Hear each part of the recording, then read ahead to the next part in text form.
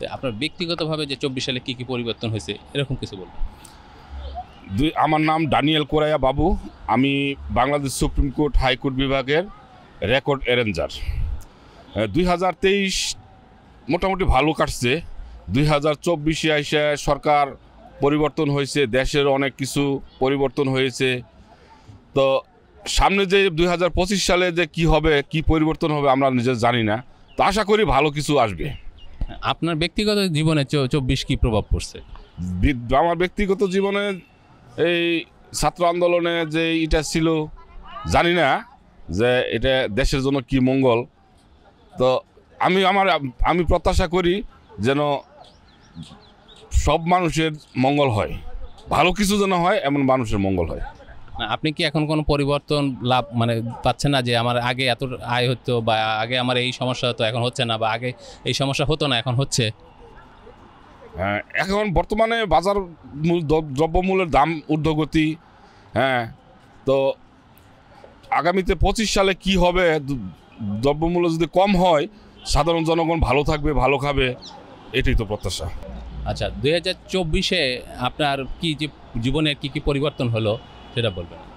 2024 সালে যেমন সরকার পতন হইলো, অনেক কিছু দেশে উত্থান পতন হইলো, জীবন জীবিকার অনেক মানুষেরই ছিল।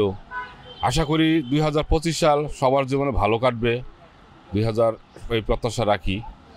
আর যত ক্লান্তি, যত দুঃখ, সব কিছু গ্লানি মুছে দিয়ে যেন 2024 সাল শেষ করে 25 সালকে আমরা বরণ করে নিতে পারি।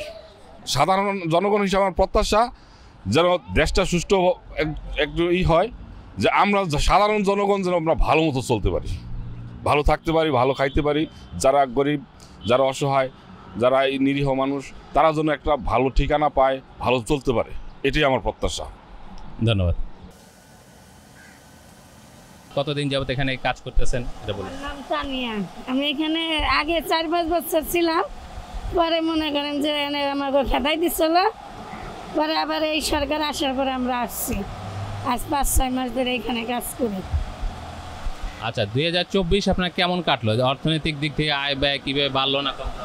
আমাদের তো মনে করেন দিন আনি দিন খাই, কোনো আয়ও নাই ব্যয়ও নাই। আমাদের আল্লাহ দিলে 4টা বাচ্চা কাচ্চা আছে, তাই নিয়ে এই কর্ম করে চলে।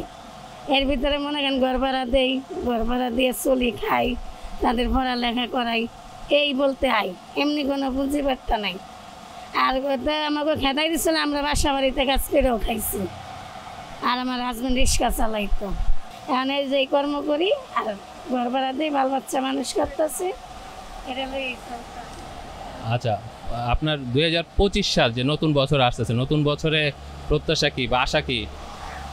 হ্যাঁ, আশা কি, আমাদের আশা একটাই, যেই আসুক ভালো থাকুক, গরিবের উপরে জানি অত্যাচার না হয়, সে যেন ভালো চলতে পারে।